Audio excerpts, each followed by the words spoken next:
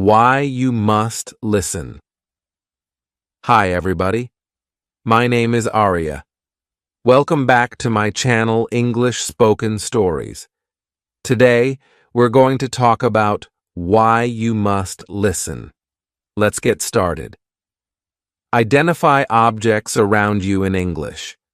The first way to stop translating in your head is to identify the objects around you in your target language.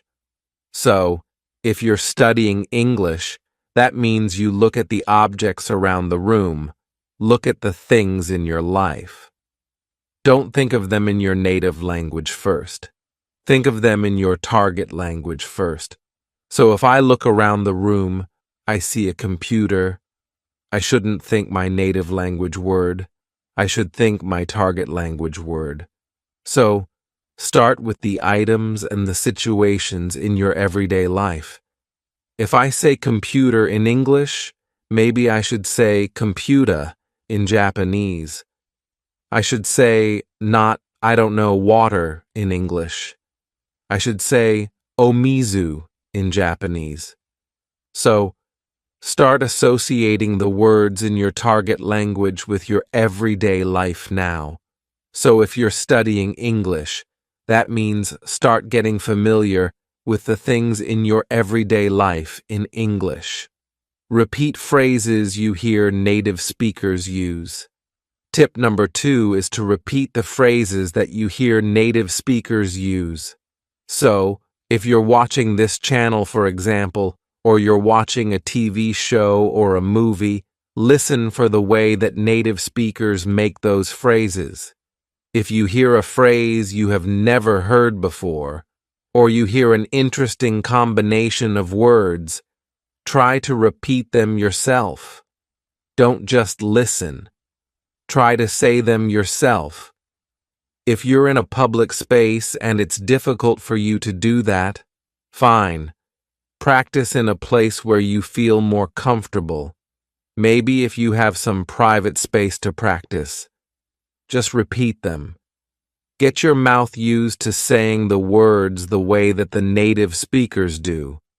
So if you never actually say words, if you're only taking in, if you're only listening, and you're not actually producing the language, it's kind of hard to practice and to really hone your pronunciation, to improve your pronunciation. So when you listen to native speakers, try to repeat after them. So for example, if you're studying English, you can try to repeat after this video.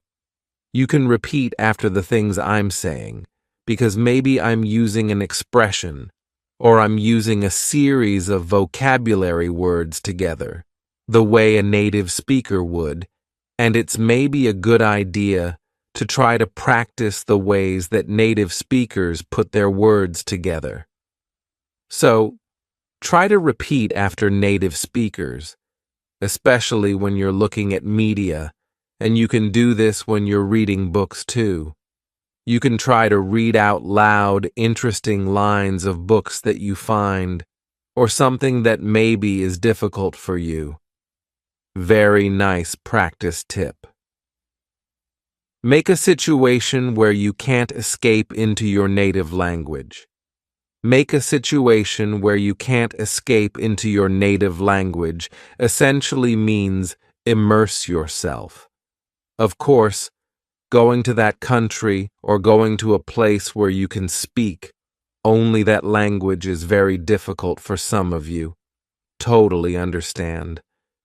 But if in your life you can create a situation in your library, in your room, in your house somewhere for just an hour or, maybe a day, I don't know what your schedule is like, but if you can create a situation or create an environment where you have no choice but to use that language and you cannot escape, meaning you cannot go back to using your native language as a crutch. You can't use the native language at all. It forces you to use the language that you're studying. So, of course, if you are lucky enough to live in the country or to live in a place where people speak the language you're studying, great. but you have to go out and interact with people. You have to put yourself in a place where you have no choice but to speak. It's very hard, and it's very scary, and it's very embarrassing at first. But if you take time to find places and to make environments that are comfortable for you, where you feel comfortable making mistakes and asking questions, it's very valuable for your learning process. This is actually something that I did totally. I totally did this. My Japanese wasn't very good for a long time, but then I started making friends who could not speak English. Actually, I just did this through finding hobbies. There was a hobby that I had. I joined a group.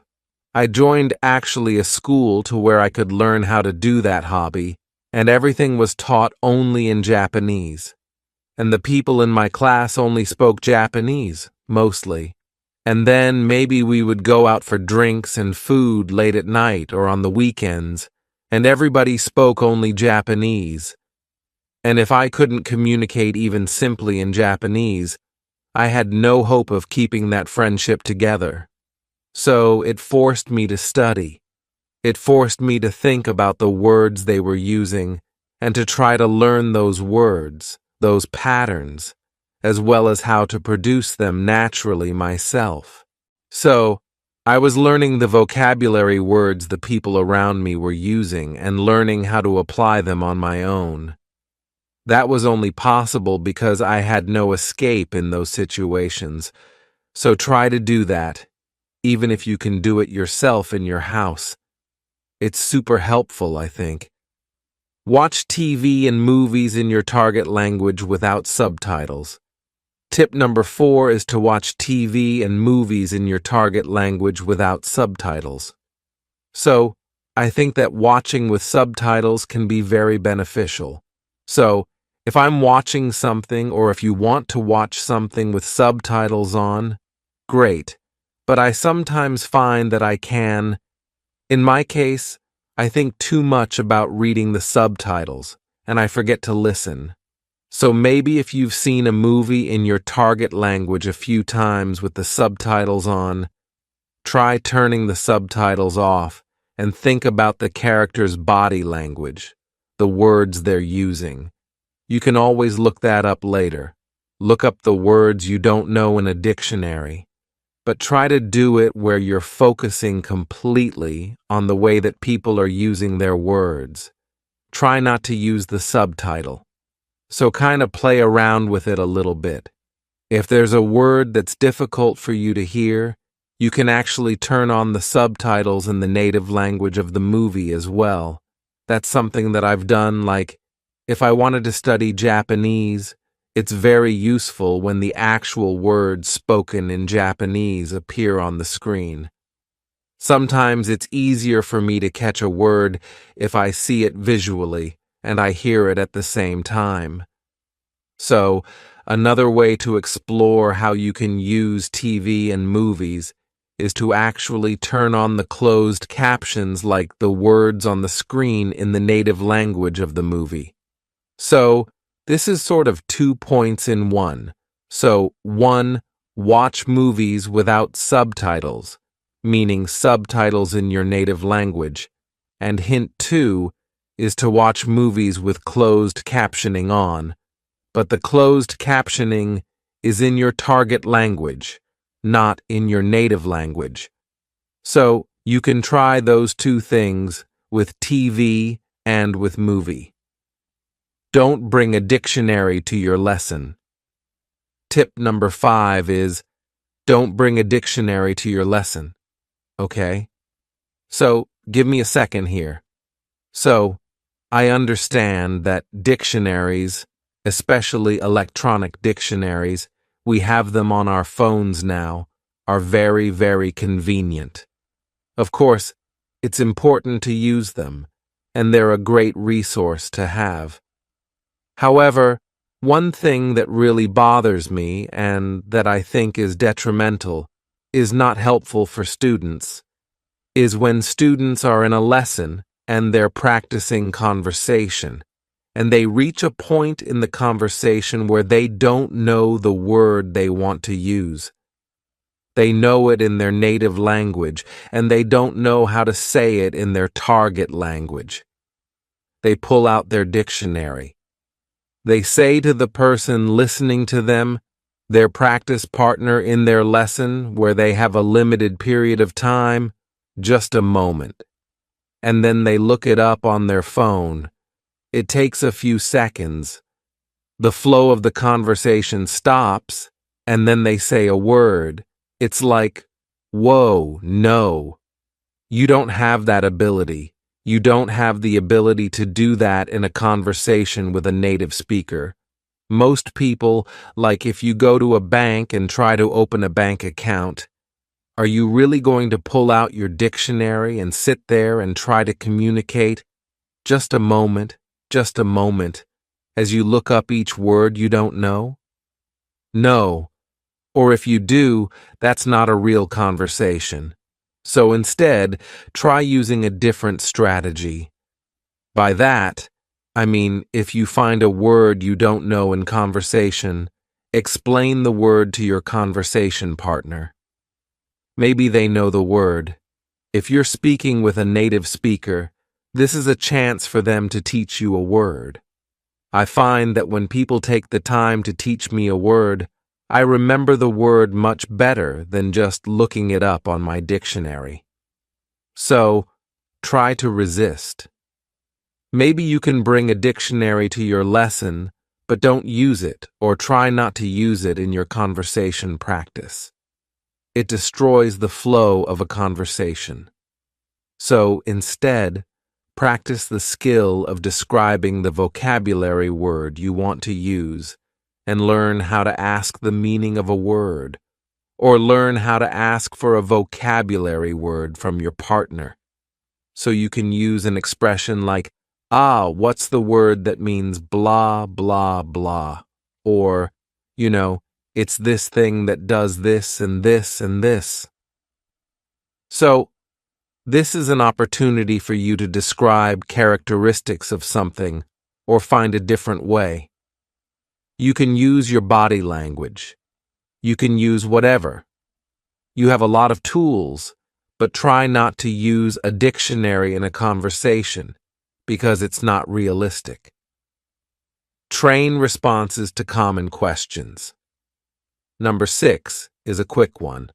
I think hint number 6 I have is just to train responses to common questions. So, for example, a very common question in English is, "Hey, how are you?" You should know how to answer this question. Just have a default response. "Hey, how are you?" "I'm good." If it takes you a long time to answer the question, "Hey, how are you?" you need to practice. I think that's a pretty good indicator. So, for example, sometimes I ask students a question like they haven't quite gotten the idea of how to respond just yet. They're not quick at responding. I say, "Hey, how are you?" And they say, "Yes." And then they think, and they go, "I'm good." That's a very common question. So, think about just a default response that you can spit out, that you can quickly say. If it's, "How was your weekend?" Or, "Hey, what's up?" Or, "What do you want to do for dinner tonight?" Think about just a handful, meaning just a few responses to those questions and train them quickly. Just, "How are you?" "I'm good." "How are you?" "I'm okay." "How are you?" "Not bad." There are 3. So, it's just training responses to those questions. There's no reason to be surprised by a question like, "How are you?" That's a very common question. So, for those common questions, train responses to that. We've got a bunch of videos, especially beginner-level videos for some example responses you can do. So, don't get stuck with these little questions. Just train a few responses. Practice a few responses till they feel natural to you. It will save you time, and it will help the person asking the question too to move forward in the conversation. Study with materials that don't provide a translation. The next tip is to study with materials that don't provide a translation. So, by this, I mean if you're using worksheets or some kind of textbook or whatever, and it has your target language, the language you're studying, and it has your native language next to it. While this can be useful, I feel that if you can, studying your materials only in your target language, and then simplified explanations for more detailed points also in your target language can be a little bit better. So, I don't want to say, you should only study things in your target language and nothing from your native language because, of course, it can be helpful sometimes to look up a word or to understand the grammar point in your native language. But where possible, if you can find something that provides simplified explanations in your target language, it can be really, really helpful because, again, you're learning to think on like a simpler and a more basic level about the language you're studying in the language that you're studying. So, this can be really, really good. So, finding some materials to use where there's no translation. Maybe you can practice, of course, with books and with written materials, but I also with video materials as well. So there are a variety of different ways that you can find materials in your target language, like in video and TV. So, some things to think about. There are the level of vocabulary words people are using in the media content you're watching, who the media content is intended for, children, young adults, the speed at which the speaker is talking. So, I have the ability to change the level of difficulty of videos based on the rate of speech, the vocabulary words that I use, and how many idioms and things I use. So I could make a video very difficult. We could make a very difficult video series by leveling up our vocabulary use or by speaking very quickly. Or as you might see in our English in 3 Minutes series, we can also use very simple vocabulary and speak at a low rate of speech. So maybe right now, this is a very intermediate level video. So please think about that. So not just for written materials, but also for your audio and visual materials. Think about who your audience is, the level of the material, and so on. It can be really fun, and it can be helpful to think about your target language in your target language. All right, we're almost done. Study phrases in addition to single vocabulary. The next tip is study phrases in addition to single vocabulary words.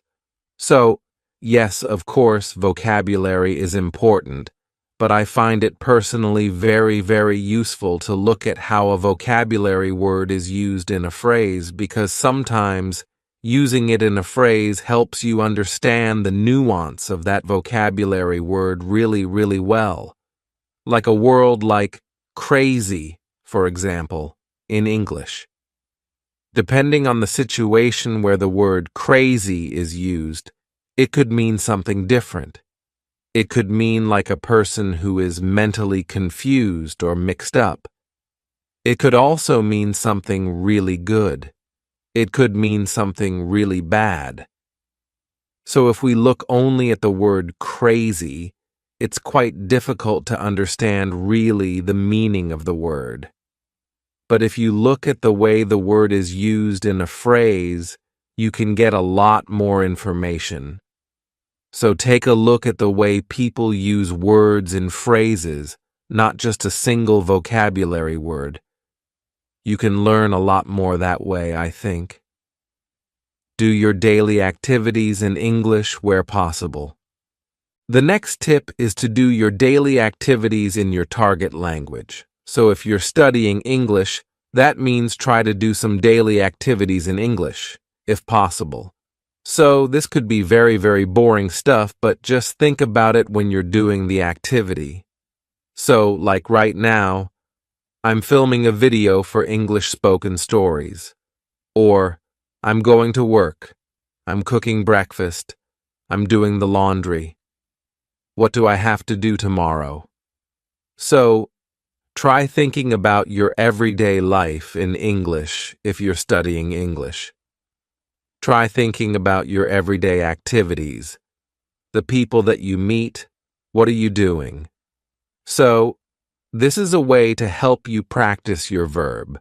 So, if you don't know if I don't know, you're doing something at work and you're like, oh my gosh, how do I explain what's the verb for a picture?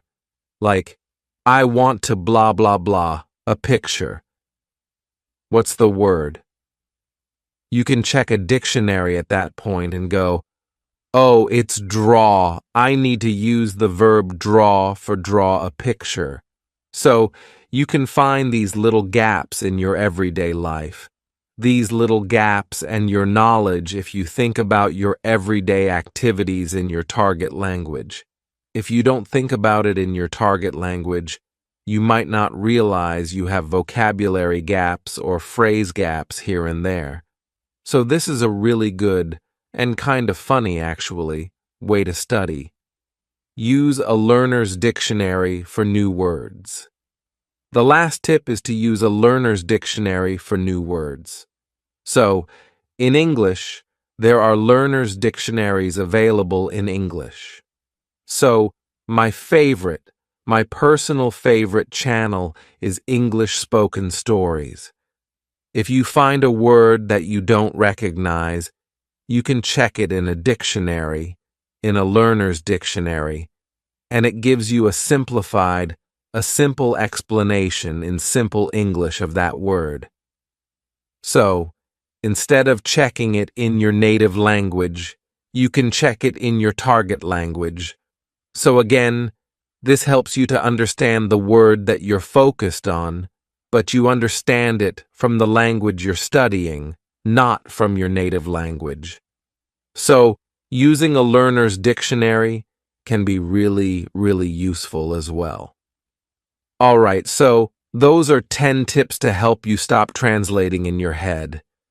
I know it's very difficult, but it takes time and it takes practice, and I hope that these are a few strategies that can help you as you study any language. Of course, this is an English language channel, an English language learning channel, but I think these tips are pretty good for learning just about any language, really. So, I hope those are useful for you. If you have tried these strategies or if you have any other comments or other tips, please let us know in the comments section below this video. Thanks very much for watching this episode of English Spoken Stories, and I will see you again soon. Bye.